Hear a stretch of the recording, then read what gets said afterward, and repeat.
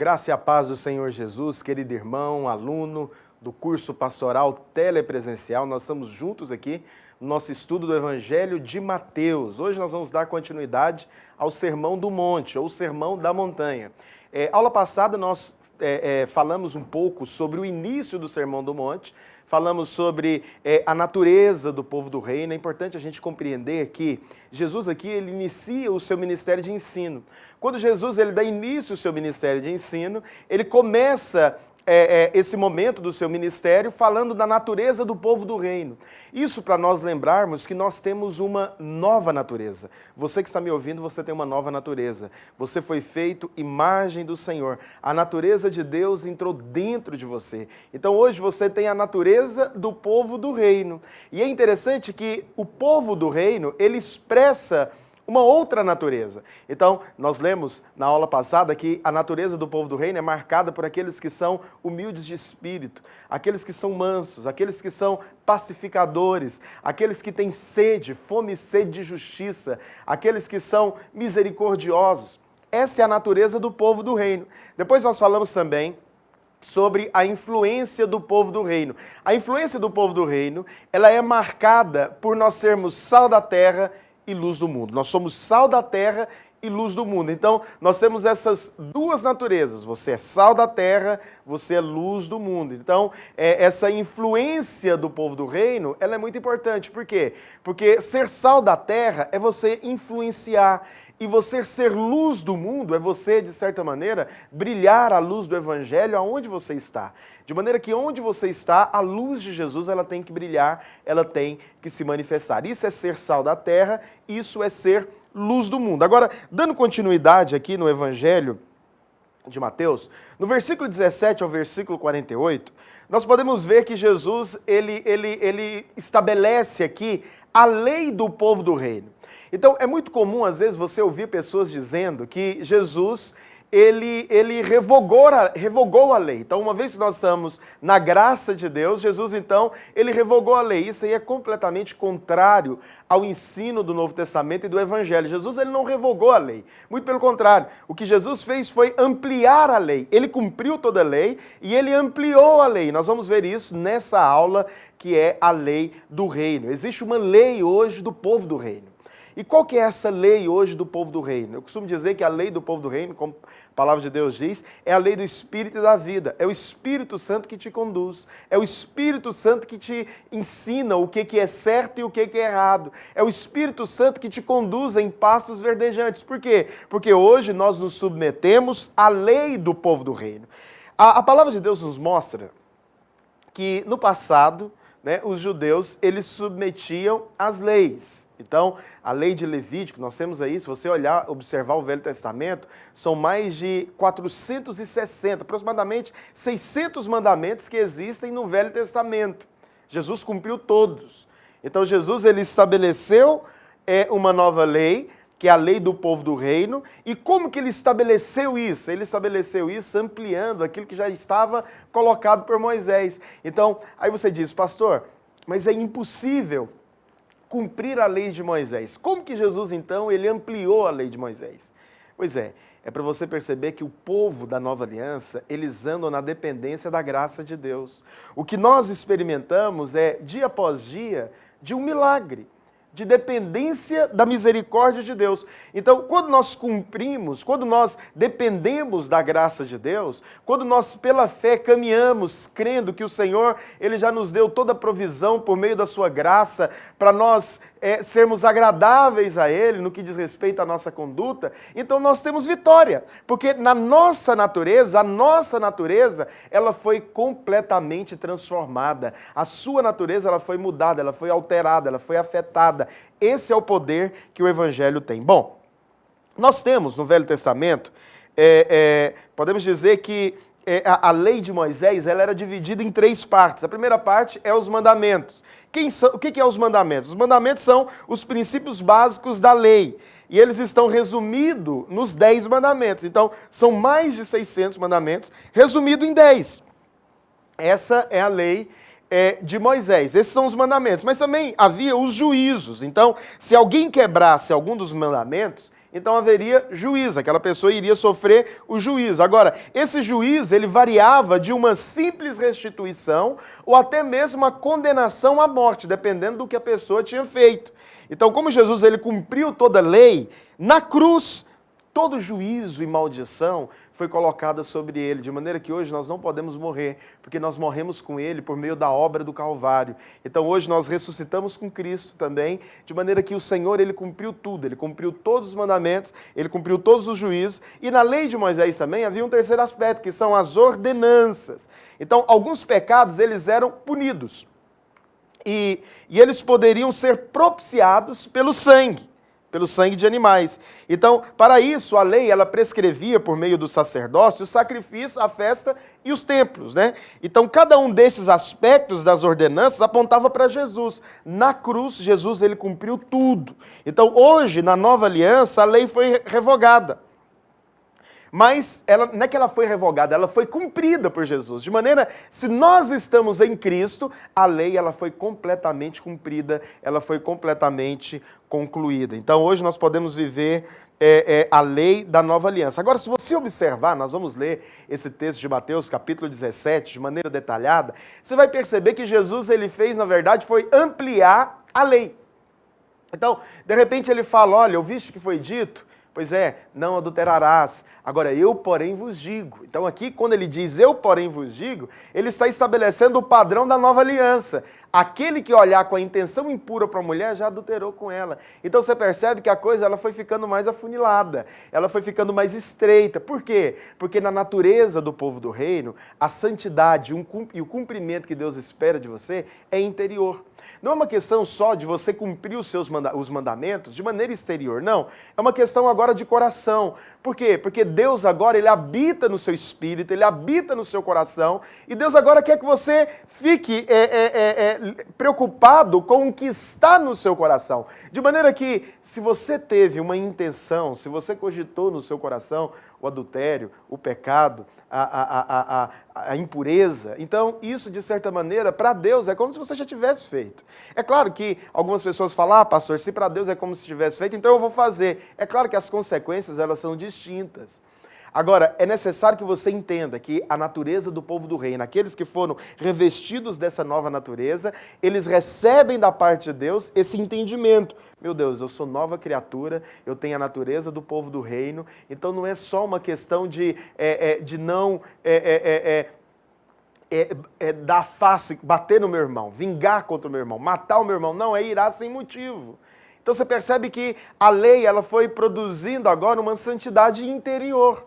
Então Deus, ele agora quer mudar a sua santidade, ele quer mudar a sua natureza, e essa é uma obra do Espírito, é o Espírito que transforma a sua natureza, é o Espírito que muda o seu interior. Deus, ele quer produzir essa transformação completa, absoluta e plena por meio do Espírito e por meio da natureza do povo do reino. Bom, no versículo 17, nós temos aqui o início desse ensino. A palavra de Deus diz, olha, não penseis que eu vim revogar a lei ou os profetas. Eu não vim para revogar, eu vim para cumprir. Porque em verdade vos digo, até que o céu e a terra passem, nem um i ou um tio jamais passará da lei, até que tudo se cumpra. Aquele, pois, que violar um destes mandamentos, posto que dos menores, e assim ensinar aos homens, será considerado mínimo no reino dos céus. Aquele, porém, que os observar e ensinar, esse será considerado grande no reino do céu. Por isso vos digo, que se a vossa justiça ela não exceder em muito a dos escribas e dos fariseus, jamais entrareis no reino dos céus. Bom, a condição de Jesus aqui ela é muito clara. Ele fala, olha, você tem que exceder, a sua justiça ela tem que exceder a dos escribas e fariseus. E nós sabemos que os escribas e fariseus eram as pessoas que eles eram considerados as pessoas mais santas daquela época, porque eles observavam completamente a lei de Moisés.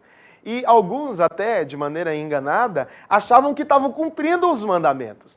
Ou seja, eles tinham esse zelo e essa necessidade de cumprir toda a lei. Agora, deixa eu te dizer uma coisa. Jesus ele diz aqui que se a sua justiça ela não exceder em muito a dos escribas e fariseus, você não entrará no reino dos céus. Por quê? Porque para você entrar no reino dos céus, não basta agora você só ter a aparência de santo. Não basta somente agora você não adulterar, não. Você tem que ter uma santidade, você tem que cultivar uma santidade interior. Você tem que cultivar uma santidade agora interior. É uma preocupação agora interior. Não é uma preocupação agora só externa, exterior, não. É uma preocupação também interior. Algumas pessoas até falam assim, pastor, quer dizer então que o importante é o coração. Eu não preciso parecer santo. Não, você precisa de parecer santo também. Então, eu gosto muito da abordagem que o pastor Aloysio tem a respeito desse assunto, porque ele sempre diz, olha, não basta só você ser santo interiormente, você tem que parecer santo. Então, tem muita gente que ele não tem uma aparência de santidade. É importante ter? É claro que é importante ter, mas aí é necessário que você entenda que Deus, ele preocupa com o coração. Então, a natureza do povo do reino, quando Jesus está dizendo aqui que a sua justiça ela tem que exceder em muita dos escribas e fariseus, Jesus está dizendo que é o seguinte, agora você também tem que ter uma visão para aquilo que está no seu coração, interior. A sua abordagem agora, ela não é só exterior, de aparência, não, ela também é uma abordagem interior, porque essa é a vontade de Deus, amém? Então, eu sei que você já está pensando nesse pastor, mas aqui está falando que não entrareis no reino. Lembra que eu falei há 2 aulas a respeito do reino dos céus? Que o reino dos céus ele tem 3 aspectos. Aparência, realidade e manifestação. E a manifestação é o milênio. Então, não adianta a pessoa só ter a aparência do reino, ela tem que ter a realidade. Porque quando você tem a realidade do reino, você vai desfrutar da manifestação do milênio. Então, quando Jesus ele diz aqui, se a vossa justiça ela não exceder em muita dos escribas e fariseus, ele está falando, você não vai participar dessas bodas, desse reino milenar que está preparado para os vencedores. Então, é importante que você observe isso. Agora, do versículo 21 ao versículo 26, eu costumo dizer que Jesus aqui, ele renovou, ele repassou toda a lei de Moisés. Como que ele repassou? Ele repassou reconsiderando, promovendo uma ampliação, trazendo, presta atenção, quem olha isso daqui de olhos naturais, ele olha a lei de Moisés e a maneira como Jesus realçou a lei de Moisés de uma maneira mais pesada. Porque no passado era o seguinte, olha, você não precisava de adulterar, mas agora se você olhar com a intenção impura, você já adulterou, você percebe que a coisa ficou mais difícil. Mas por que Jesus está querendo, Jesus está querendo nos confrontar com isso? Ele está querendo nos mostrar que agora nós temos uma nova natureza. E uma vez que nós temos uma nova natureza, nós precisamos observar para aquilo que o Espírito quer produzir interiormente. Amém? Então, a velha lei era o mandamento para não matar. Ouviste o que foi dito? Não matarás. Essa era a velha lei. Agora, o Senhor, ele diz, eu porém vos digo. Aí, ele está estabelecendo aqui o novo padrão. Então, ele não estava revogando, mas ele estava ampliando a lei. Então, a velha lei dizia para não matar, mas a lei do reino mostra que o pecado da ira pode ter níveis, né? O primeiro nível está lá no versículo 21, olha só o que Jesus disse aqui. Ouviste o que foi dito aos antigos, não matarás. Acompanhe comigo, Mateus 5, 21. E quem matar estará sujeito a julgamento. Eu, porém, vos digo que todo aquele que sem motivo se irá contra seu irmão estará sujeito a julgamento. E quem proferir um insulto a seu irmão estará sujeito a julgamento do tribunal. E quem lhe chamar tolo estará sujeito ao inferno de fogo. Então, aqui nós temos a lei, o contraste a respeito do homicídio. Então, Jesus colocou aqui a ira no mesmo nível do assassinato. Então, por que Deus ele olha... por que Deus fez isso? Porque Deus ele olha o coração. Deus agora ele está voltando todo o seu olhar para o coração. Por isso que o coração, irmãos, é algo que é completamente impenetrável por qualquer homem. Homem nenhum pode conhecer o seu coração, mas Deus conhece. Então, por mais que você tenha aquela aparência, às vezes, apenas uma aparência de santidade, se no seu coração ele está completamente corrompido pelo ódio, pela impureza, pela amargura, pelo ressentimento, o Senhor ele vê. Porque o Senhor, ele penetra o coração. Então, o que Jesus está querendo nos trazer à tona aqui é que, na nova aliança, ele quer que o seu coração ele seja completamente voltado para ele, para essa nova natureza. Então, quando nós temos a natureza transformada, quando nós temos a natureza mudada, nós podemos sim submeter a essa influência do povo do reino sem nenhum peso, sem nenhuma dificuldade, porque nós somos convencidos pelo Espírito a respeito dessa necessidade. Então, depois nós temos aqui a respeito do julgamento. Então, Jesus ele fala a respeito do julgamento. Olha só, no versículo 23, eu, porém, vos digo, todo aquele que sem motivo irá contra o seu irmão, estará sujeito a julgamento. E quem proferir um insulto a seu irmão, estará sujeito a julgamento do tribunal. E quem lhe chamar tolo, estará sujeito ao inferno de fogo. Então, aqui Jesus ele estabelece também um padrão de julgamento. Você sabe que no passado era muito comum nas portas da cidade de Israel terem juízes para julgarem as causas do povo. Então, os juízes, eles julgavam, né? As causas menores eram julgadas. Existem causas maiores que eram levadas ao sinédrio. Então, o sinédrio, ele julgava a causa do povo. E também havia, eles creem, como nós cremos também, que há o tribunal divino, de Deus. Então, presta atenção, hoje o crente, ele não é julgado por um tribunal. Não, a palavra de Deus diz em 1 Coríntios, capítulo 5, versículo 10, 2 Coríntios, capítulo 5, versículo 10, a palavra de Deus diz assim: porque importa que todos nós compareçamos perante o tribunal de Cristo, para que cada um receba segundo o bem ou o mal que tiver feito por meio do corpo. Então presta atenção, haverá um dia em que todos nós compareceremos perante o tribunal de Cristo. Então, o tribunal de Cristo, ele é o lugar onde os crentes irão resolver as suas demandas que não foram resolvidas em vida. E aí a Bíblia diz também, lá em Romanos capítulo 14, versículo 10, tu, porém, por que julgas teu irmão? E tu, por que desprezas o teu? Pois todos compareceremos perante o tribunal de Deus. Assim, pois, cada um de nós dará contas de si mesmo a Deus. Depois, 1 Coríntios, capítulo 4, versículo 4 e 5, diz: porque de nada me argui a consciência, contudo, nem por isso me dou por justificado, pois quem me julga é o Senhor. Portanto, nada julgueis antes do tempo, até que venha o Senhor, o qual não somente trará à plena luz as coisas ocultas das trevas, mas também manifestará os desígnios dos corações, e então cada um receberá o seu louvor da parte de Deus. Então haverá um dia onde o Senhor ele voltará e ele vai julgar a obra de cada um. Ele vai julgar o que está no coração de cada um. Você fala, pastor, esse julgamento é o julgamento... Que julgamento que é esse? Nós precisamos de ter clareza a respeito daquilo que o Senhor ele está estabelecendo aqui. Então, isso mostra que mesmo salvos e perdoados, os crentes eles ainda estão sujeitos a um julgamento celestial da parte de Deus. Então haverá um dia em que nós estaremos diante de Deus e nós seremos julgados pelo Senhor. Agora, nós precisamos de ter entendimento que esse julgamento, ele é um julgamento para recompensa e também ele pode ser um julgamento para disciplina. Pastor, é possível um crente perder a salvação? É óbvio que não. Nenhum crente vai perder a salvação. Se você creu no Senhor Jesus, confessou com a sua boca e creu com o seu coração, então você foi salvo, é o que a Bíblia fala. Agora, é importante a gente entender que os crentes, eles comparecerão perante o tribunal de Cristo. E cada um receberá a recompensa segundo as suas obras. Agora, nós temos que entender que alguns, eles serão disciplinados. Por quê? Porque as suas obras, elas não foram compatíveis com a natureza que eles receberam. Então hoje você tem uma nova natureza dentro de você. Você tem a natureza do povo do reino. Você tem a natureza de Cristo explodindo dentro do seu interior. De maneira que hoje você pode olhar para o seu irmão e você pode lidar com ele com perdão.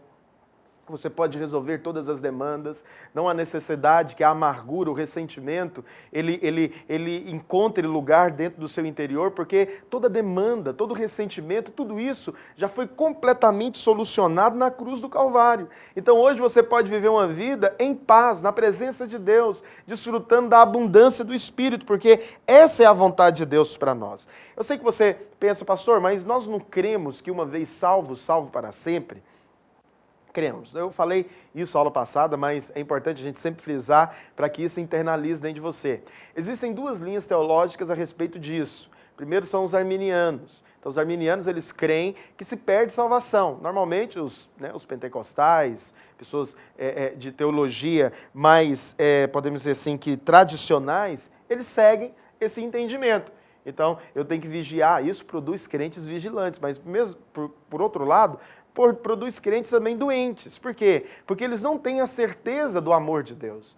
Eles acham que Deus, quando eles pecam, Deus ele olha para eles e ira, e fala, você também não vai agora para o céu mais, porque você pecou. Não é assim.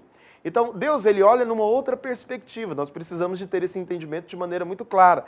Por quê? Porque existe uma outra linha teológica, que é a teologia calvinista, que fala que uma vez salvo, salvo para sempre. Aí você fala, se eu estou salvo e salvo para sempre, então por que eu preciso de preocupar em resolver demandas? É porque essa teologia, apesar dela ter o seu ensino completamente correto, ela é incompleta. Por que ela é incompleta? Porque ela produz crentes, de certa maneira, relapsos, relaxados, que não se preocupam com um tribunal que há de vir. Então, nós podemos dizer que nós temos o equilíbrio. A visão dos vencedores é justamente esse equilíbrio. Nós precisamos de nos organizar, nós precisamos de ter a natureza do povo do reino, de produzir obras para Jesus, porque haverá um dia onde nós estaremos perante o Senhor, e o Senhor ele vai requerer de nós as nossas obras. E o que nós vamos apresentar diante de Deus? Então, aqueles que têm a natureza do povo do reino, vai apresentar essa nova natureza no nome de Jesus, amém?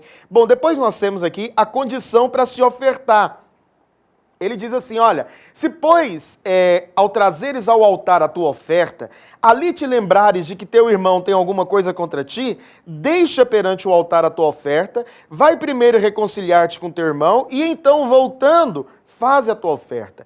Entra em acordo sem demora com o teu adversário, enquanto estás com ele a caminho, para que o seu adversário não te entregue ao juiz, e o juiz ao oficial de justiça, e sejam recolhidos na prisão. Em verdade te digo que não sairás dali, enquanto não pagares o último centavo. Isso daqui é uma coisa também que deixa muita gente confusa.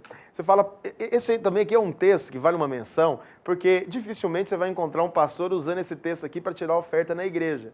Porque os crentes ficariam completamente confrontados em saber se eles têm alguma demanda ou não com algum irmão. Então isso poderia, de certa maneira, comprometer a oferta. Agora, deixa eu te dizer uma coisa, o que Jesus está dizendo aqui é o seguinte, se você sabe que o seu irmão ele tem uma demanda contra ti, então presta atenção, é necessário que você interprete de maneira completa e plena o que a Bíblia está dizendo. Se você sabe que o seu irmão ele tem alguma coisa contra ti, então entra em acordo sem demora, entra em acordo completa, entra em acordo sem demora com teu irmão para que ele não te entregue ao juiz. Interessante que a Bíblia fala, olha, entre em acordo enquanto você está com ele a caminho. Esse a caminho aqui, que está mencionado no Evangelho de Mateus, aqui no capítulo 5, é Jesus se referindo exatamente à vida. Então é o seguinte, pode ser que o seu irmão, no qual você tem uma demanda, ele venha de alguma maneira a morrer. Se ele morre, como que você vai lidar com isso? Se ele morre, como que você vai resolver isso? Se ele morre, você deixou então uma demanda para ser resolvida perante o tribunal de Cristo. Aí ele fala, olha, entre em acordo sem demora, para que o teu adversário ele não te entregue ao juiz, para que isso não seja colocado em conta no dia que você for apresentar diante de Deus. Então, você percebe que isso é uma coisa muito séria. É uma coisa muito séria, demandas entre irmãos. Demandas entre irmãos não deveria existir. Nós deveríamos resolver isso de maneira plena e completa, sem permitir que a mágoa, o ressentimento, as coisas mal resolvidas ganhem lugar, porque essa não é exatamente, em definitivo, a vontade de Deus para nós. A vontade de Deus para nós é que a gente viva uma vida plena e abundante diante dele e dependendo dele. Amém? Bom, além disso, depois o Senhor ele fala sobre a lei do adultério. Olha o que ele diz. Então ele fala aqui, no versículo 27, ouviste o que foi dito, não adulterarás. Então presta atenção, ouviste o que foi dito? Ou seja, ele está se referindo a Moisés. Não adulterarás. Eu, porém, vos digo. O que Jesus está colocando aqui? Ele está estabelecendo agora um novo padrão, um novo critério, uma nova medida. Ele diz, qualquer que olhar para uma mulher com intenção impura no coração, já adulterou com ela. Então, olha só o que Jesus ele pontua. Ele diz aqui que o Senhor ele conhece os nossos pensamentos, né? Ele sabe quais são aqueles pensamentos repentinos e quais são aqueles pensamentos que são alimentados. É claro que tem pensamentos não intencionais que às vezes assaltam, invadem a sua mente. Jesus, ele conhece todos eles. Agora, sabemos que não podemos impedir que um pássaro venha pousar na sua cabeça, mas você pode impedir que ele venha, de certa maneira, fazer um ninho. É isso que Jesus está querendo dizer aqui, olha, cuidado, para que você não seja, não alimente nada no seu coração com respeito a isso aqui, a impureza. Porque essa impureza alimentada no seu coração, ela pode produzir um dano muito grande na sua vida espiritual. Aí Jesus, ele ensina como que nós devemos lidar com o pecado. Então, a maneira de você lidar com o pecado, meu irmão, deixa eu te dizer uma coisa. Tem muita gente que tem as suas maneiras, né? Eles ensinam, olha, para você lidar com o pecado, você tem que confessar para alguém. Para você lidar com o pecado, você tem, de certa maneira, procurar o anjo da guarda, você tem que procurar o seu líder, você tem que confessar para que você possa vencer o pecado. Acredite, o pecado, a única maneira de você vencer o pecado é correndo dele. A única maneira de você vencer o pecado é você não achando que é mais forte do que ele. Tem muita gente que se engana e ele fala, pastor, esse negócio aqui, esse pecado aqui eu já venci. Acredite, não existe pecado que você já venceu. Você precisa de depender da graça de Deus todos os dias. Você precisa depender da bondade de Deus todos os dias para que a sua carne ela não seja alimentada nessa fraqueza e nessa tentação. Então, qual que é o caminho para isso se estabelecer e para isso acontecer? É você viver uma vida na completa dependência do Espírito.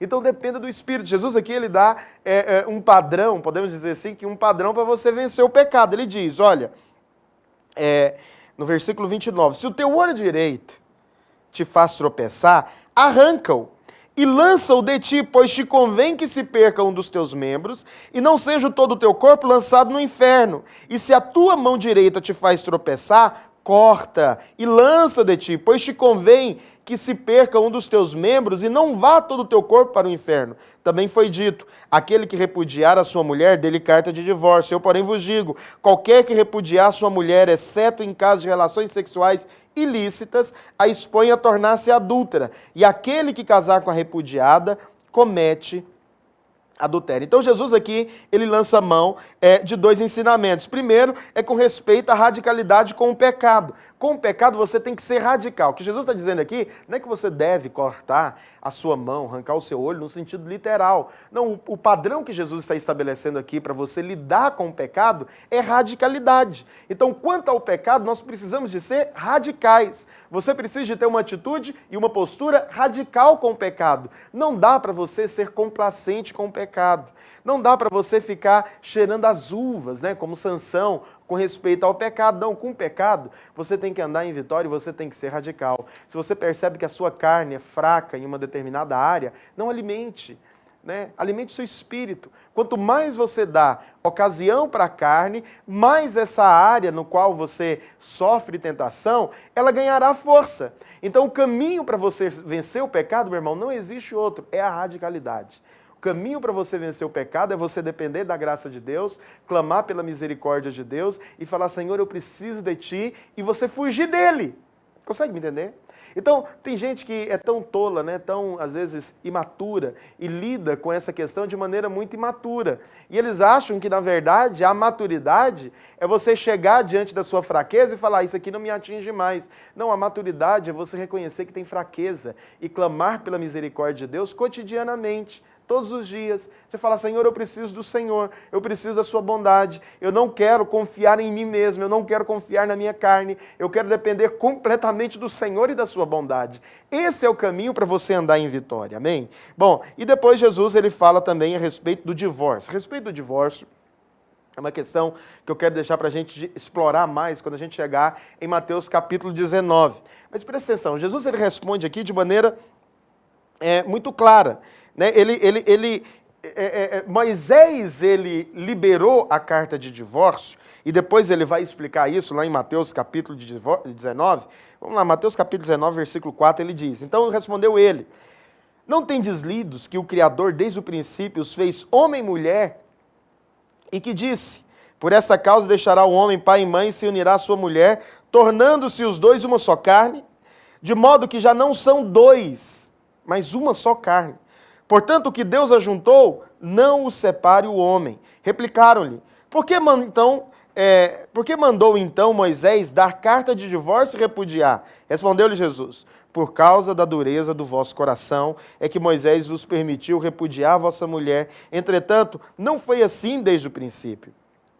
Os judeus, então você percebe que o plano de Deus no início era que o casamento ele fosse estabelecido sem um retorno. Então presta atenção, eu sei que às vezes o nosso posicionamento a respeito do divórcio incomoda muito quem já foi divorciado, mas eu quero de antemão reafirmar isso para você. Você é muito amado pelo Senhor. O fato de você não ter prosperado em um determinado relacionamento conjugal não significa que você não é amado por Jesus e não é alcançado pela graça de Deus. Mas nós precisamos de ensinar que o divórcio não é a vontade de Deus. O divórcio não é o padrão de Deus. Então nós somos pelo perdão. Então dentro de um casamento, se houve uma demanda, se houve alguma coisa que produziu ressentimento, mágoa, distanciamento, é necessário que o perdão impere, que ele tenha espaço para operar a restauração necessária dentro da vida conjugal. Mas o divórcio, ele não deveria ser, entre os cristãos, uma pauta a se tratar. Por quê? Porque entre nós deveria reinar o perdão, deveria reinar a reconciliação, o amor. Você fala, pastor, mas eu não quero dar aqui uma aula de vida conjugal para você, mas eu estou só pontuando, às vezes, frases que comumente pessoas falam. Pastor, mas o amor acabou. Pastor, mas esfriou, não tem mais aquela coisa, não tem mais... Ora ao Senhor, clama ao Senhor por um milagre na sua vida conjugal, no seu casamento. Então, se houve um dia, e o Senhor ele pode restaurar aquilo que sempre esteve no princípio do seu relacionamento conjugal.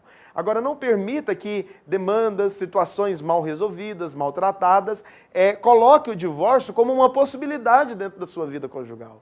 Então, o divórcio ele não é uma possibilidade para os cristãos, amém? Bom, mas aí você fala, pastor, mas aqui em caso de adultério, Jesus ele estabeleceu aqui um padrão. Então, Jesus ele deixou a possibilidade do divórcio em caso de adultério. Agora, nós devemos entender também que a lei do perdão ela é superior. De maneira que, quando há uma situação de infidelidade, o perdão ele deveria ter espaço nessa circunstância, ok? Então, por isso que os solteiros eles devem ser muito cautelosos quando eles decidem pelo casamento. Por quê? Porque o casamento é uma decisão muito importante. É necessário que você ore, que você busque a direção do Espírito. É necessário que você perceba qual que é a vontade de Deus, para que você não faça nada baseado na empolgação ou na pressão sexual ou da solidão também, mas que você seja movido por uma convicção interior do Espírito. Deus ministrou no seu coração a respeito da vontade dele no seu casamento. Amém? Depois, no versículo 33 e no versículo, ao versículo 37, Jesus ele fala a respeito do juramento.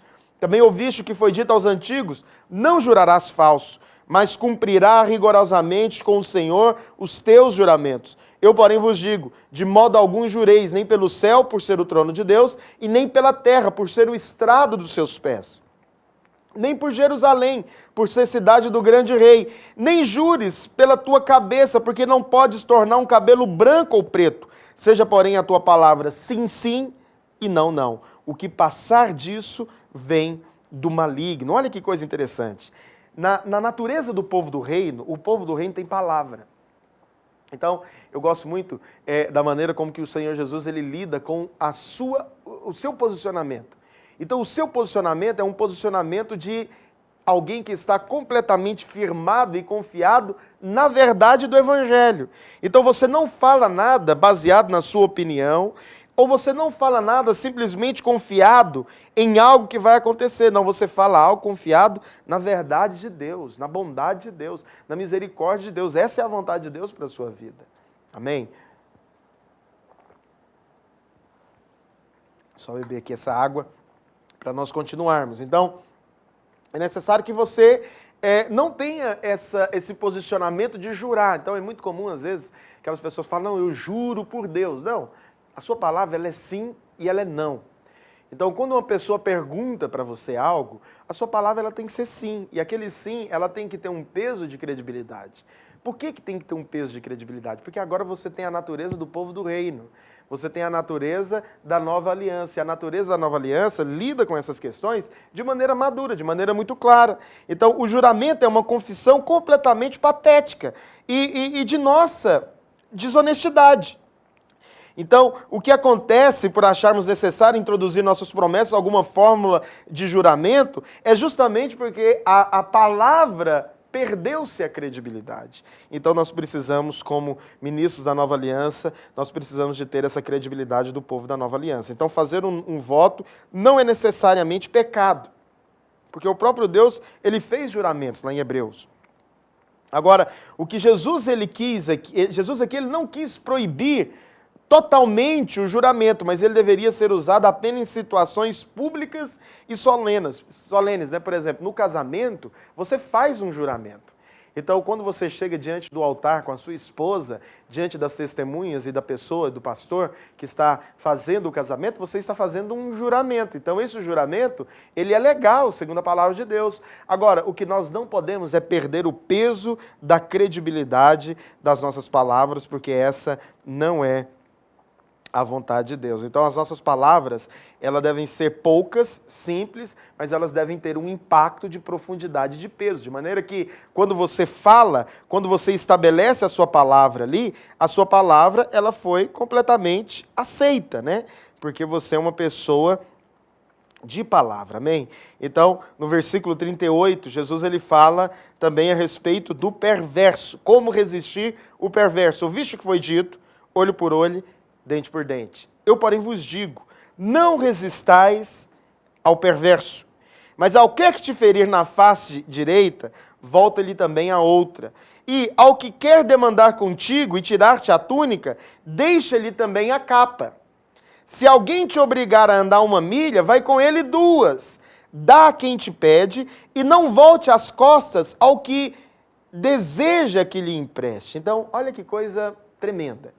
Jesus aqui está te ensinando a maneira como que você deve se posicionar com aquele que te ofende, com aquele que de maneira pervertida, maldosa, ele intenta o mal contra você.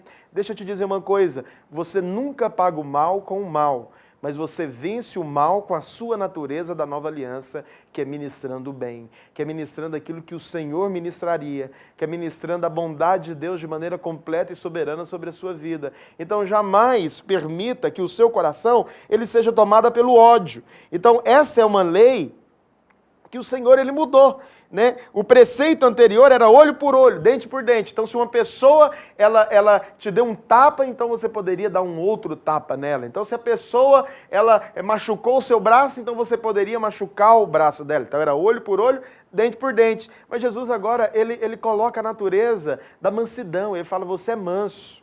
Então, quando uma pessoa ela intentar te ferir, ela tentar de alguma maneira colocar o jugo da mágoa, do ódio, ele de alguma maneira perversa tentar roubar você dessa posição da nova aliança que Deus te colocou, então você vai retribuir essa pessoa com a misericórdia, com a bondade, com os atos da nova aliança. Eu sei que falando assim parece até bonito, piegas, né? Você fala assim: pastor, mas isso na prática, quero ver na prática, como que funciona isso na prática?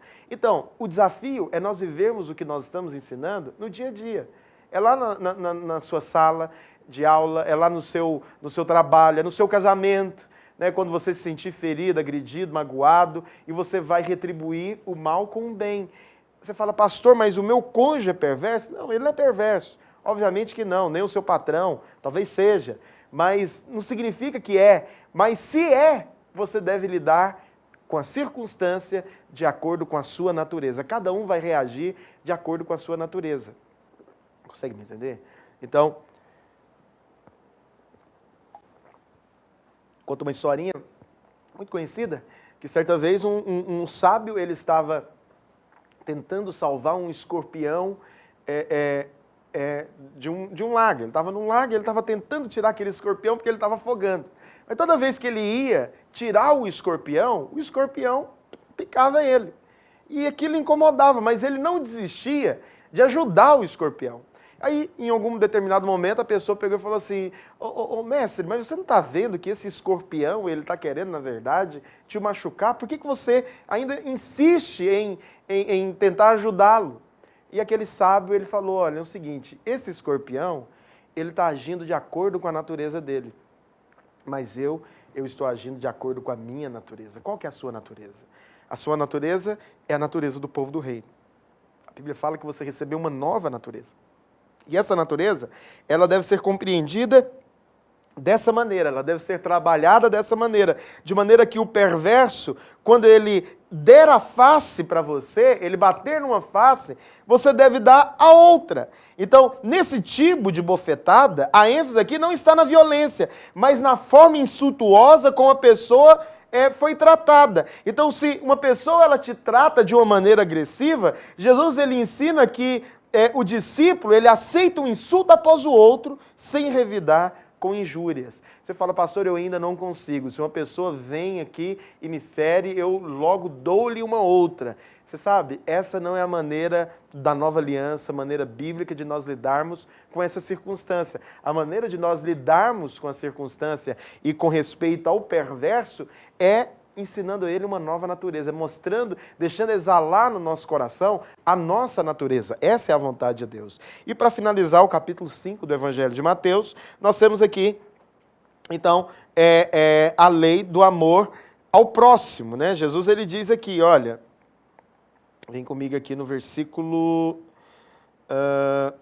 43, olha o que Jesus fala. Ouviste que foi dito, amarás o teu próximo e odiarás o teu inimigo.